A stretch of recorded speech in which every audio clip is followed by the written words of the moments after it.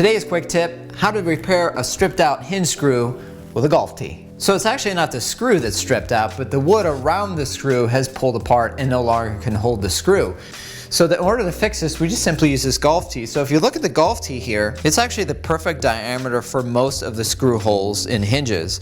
But if you need a hole filled that's bigger, the taper of the golf tee is perfect for that. So generally what I would do is I just cut this off if I have to fill a bigger hole, so that I'm now using more of the tapered piece, and this really almost gives you an infinite amount of hole diameter to fill. It's really a great option, and a lot of people have golf tees around their house. So to fix this, you simply need to remove the screws.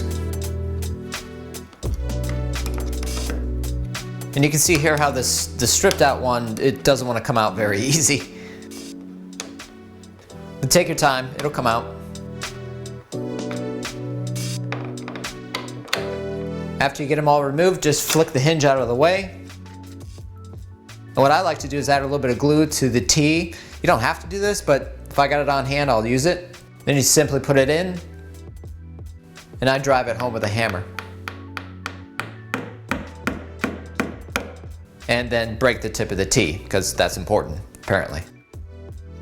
And either you can use a utility blade, or if you have a flush cut saw like I do, I'll just use that.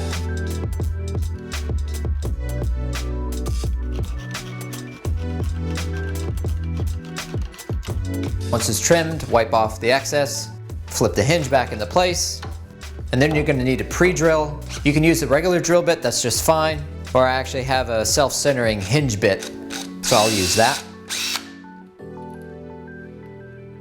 And then insert the screw, like new. All right, that's the quick tip for the day. Hope it's been helpful. See you in the next one.